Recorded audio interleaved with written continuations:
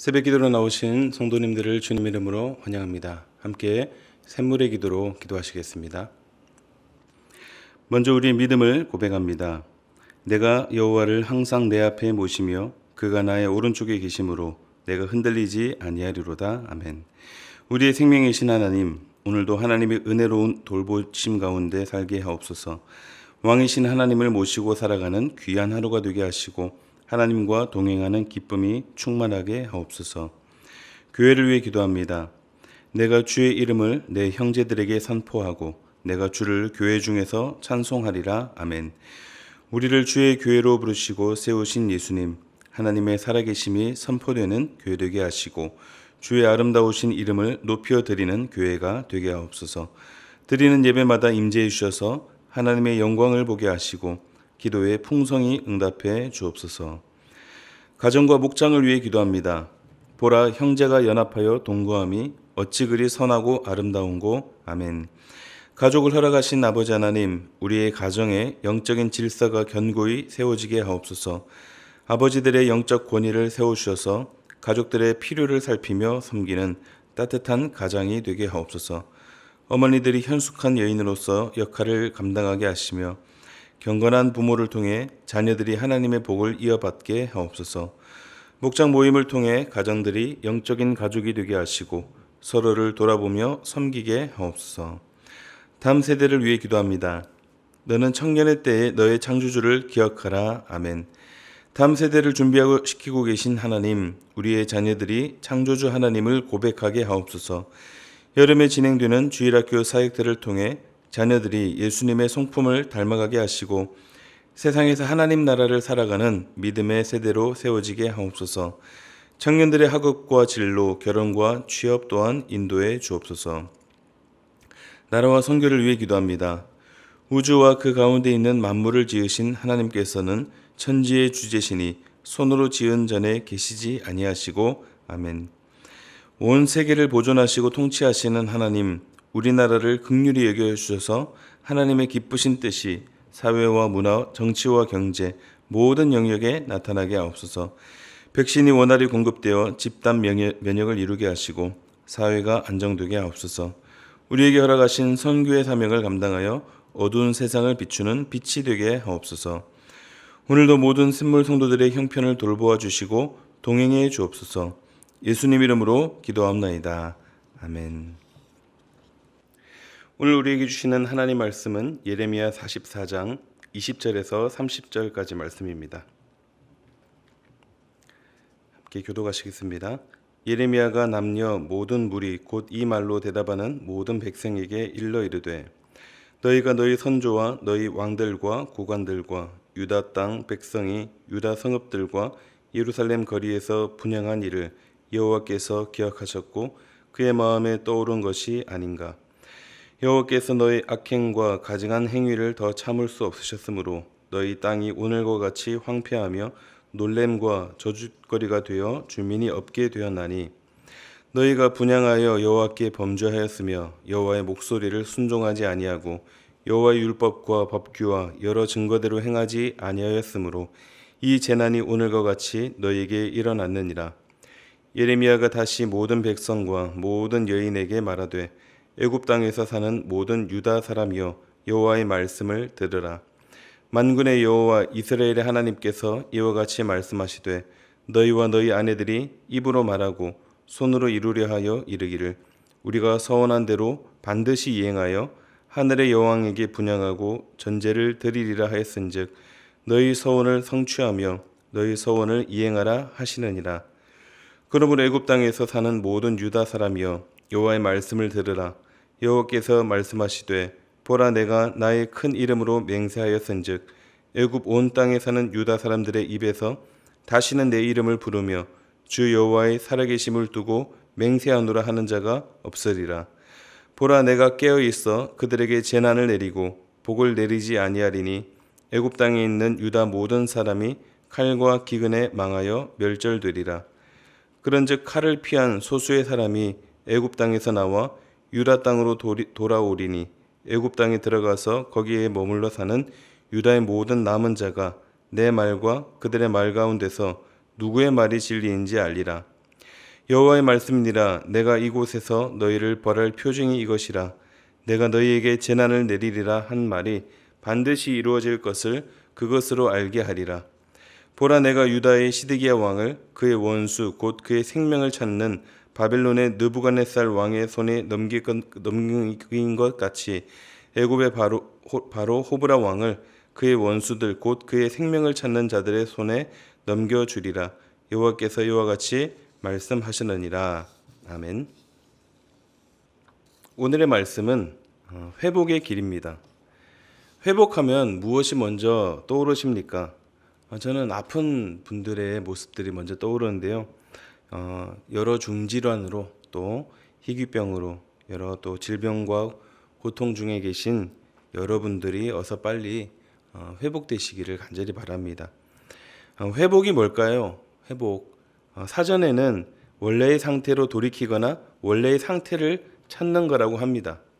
상처가 생겼으면 아무는 것이 회복이고, 관계가 끊어졌다면 다시 이어지는 것이고, 또 큰 손실이 발생했을 때 또 다시 채워지는 것이 회복이라 할 수 있습니다. 그러면 우리에게 있어서 가장 중요한 회복은 무엇일까요? 다 중요하겠지만 무엇보다도 하나님과의 관계의 회복이 아닐까요? 다른 건 다 얻어도 하나님과의 관계가 끊어져 있다면 다 잃은 것이요, 다른 건 다 잃어도 하나님과의 관계가 바로 서 있다면 다 얻은 것 아니겠습니까? 이 시간 회복의 길, 하나님과의 관계의 회복에 대해서 묵상하려고 합니다. 묵상하실 때 우리의 심령에 회복의 은혜가 있기를 바랍니다. 회복하려면 어떻게 해야 되느냐? 먼저 첫째, 죄를 기억하라입니다. 하나님과의 관계 회복의 첫걸음은 죄를 기억하는 것입니다. 떠올리는 거예요. 왜냐하면 하나님이 죄를 기억하시기 때문입니다. 여기에 대해 반박하실 수도 있을 것 같은데요. 우리가 성경에서 혹은 설교를 통해 자주 듣는 말씀이 뭐냐? 하나님이 죄를 기억하지 않으신다는 거죠. 실제로 그렇습니다. 예레미야 31장에서도 나오고 이사야 43장에서도 나오고 히브리서 10장에서도 나옵니다. 하나님은 우리가 지은 죄를 기억하지 않으신다고 하십니다.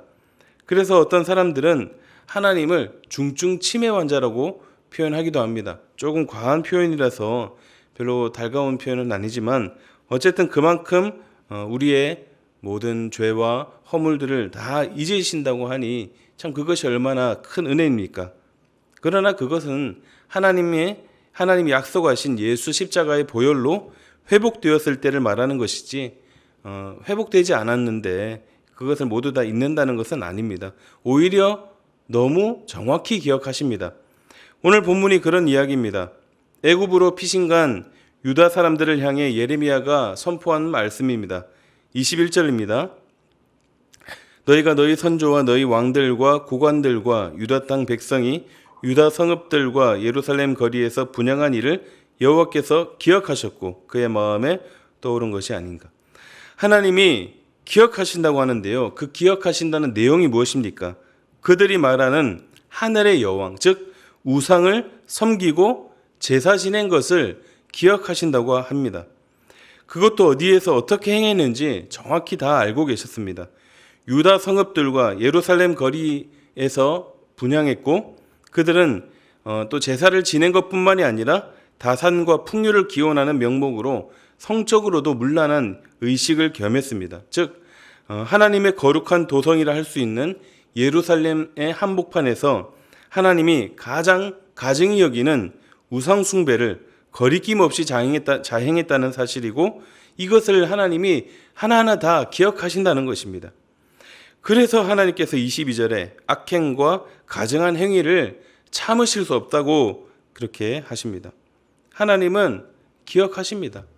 우리의 잘못된 죄와 행위들을 다 기억하십니다. 애써 잊어보려고 한다고 해결될 일이 아닙니다. 하나님이 다 기억하시기 때문에 그래서 우리도 기억해야 합니다. 죄를 기억하고 그 죄를 십자가 앞에 가지고 나와 자복하고 통회하며 회개함으로 그 모든 죄의 씻음을 받아야 합니다. 그래야 하나님과의 관계가 회복되는 것입니다. 사랑하는 성도 여러분, 떠올리기 싫고 아픈 기억이라 할지라도 혹시 하나님 앞에 아직까지 해결되지 않은 죄의 문제가 있다면 하나님 앞에 해결받는 자리로 나아가시기를 바랍니다.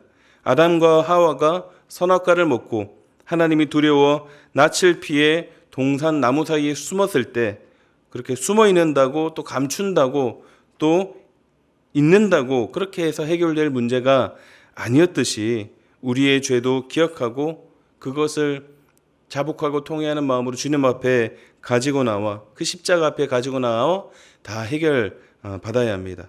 그래서 이를 통해서 하나님과의 관계 회복의 은혜가 다 있기를 주님의 이름으로 축원합니다. 하나님과의 관계를 회복하려면 어떻게 되느냐? 두 번째는 넓은 길을 벗어나라입니다. 넓은 길을 벗어나라. 성도의 길은 좁은 길입니다. 예수님이 가신 길이고 우리가 가야 할 길이죠. 그런데 좁은 길로 가기가 쉽지가 않습니다. 많은 사람들이 넓은 길로 가기 때문입니다. 예레미야는 유다가 왜 망했느냐 그 원인으로 우상 숭배라고 지적합니다. 그런데 지금 예레미야의 말을 듣고 있는 애굽의 사람들이 이구동성으로 반박을 하고 있는데요. 뭐라고 반박합니까? 본문 17절 18절을 보면 그들이 섬겼던 하늘의 여왕에게 제사를 지냈을 때 그때는 자기들이 잘 먹고 잘 살았는데 그걸 패한 후로부터는 모든 것이 다 궁핍하고 칼과 기근으로 멸망을 당했다 이렇게 말합니다. 지금 이 말은 몇몇 사람들 그 소수의 말이 아니었습니다. 전체의 말이었습니다. 그래서 우상 숭배가 잘못된 것도 모르고 당연하다 여겼고 많은 사람들이 다 그렇게 하니까요. 서로 권장하기까지 했던 것입니다. 그러니 지금 예레미야가 이들의 잘못을 지적하고 있는 것인데 그럼에도 이들은 그 잘못을 인정하지 않습니다. 그들에게 이미 세상적 주류가 형성되어 있었습니다. 하나님을 섬기지 않고 이방신을 섬겼더니 뭔가 일이 잘 되더라. 하나님보다 더 낫네. 더 좋네. 또 성적으로 문란하고 추악해도 그렇게 해도 괜찮다더라. 오히려 더 하라더라.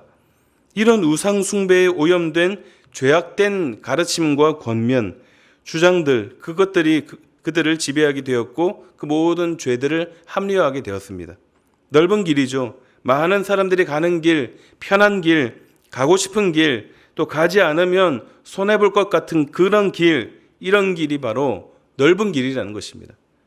마태복음 7장 13절입니다. 좁은 문으로 들어가라. 멸망으로 인도하는 문은 크고 그 길이 넓어 그리로 들어가는 자가 많고.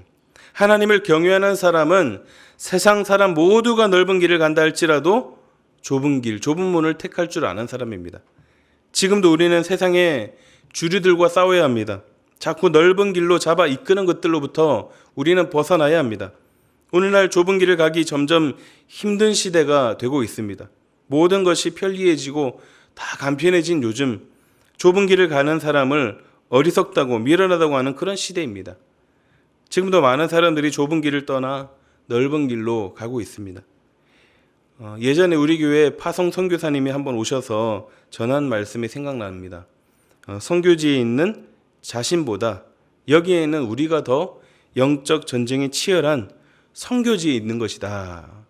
그렇게 얘기하는 거예요. 그래서 선교사님이 여기 있는 우리를 위해서 기도합니다. 이렇게 말씀하셨는데 아마 기억하시는 분들 계실 것 같아요. 저는 공감했습니다. 우리를 넓은 길로 가게 하는 것들이 점점 더 많아지고 더 영향력을 크게 하는 시대에 우리가 정말 더 깨어 있어야겠구나 그런 생각을 했습니다. 넓은 길을 벗어나야 합니다. 좁은 길로 좁은 문으로 들어가기를 힘써야 합니다. 누가복음 13장 24절 말씀 함께 보도록 하겠습니다. 좁은 문으로 들어가기를 힘쓰라. 내가 너희에게 이르노니 들어가기를 구하여도 못하는 자가 많으리라. 하나님이 없는 넓은 길, 그것을 벗어나서 하나님이 계시는 좁은 길로, 좁은 문으로 가심으로 다시 한 번 더 우리 마음 가운데 우리 심령이 다시 회복의 은혜가 임하시기를 주님의 이름으로 축원드립니다.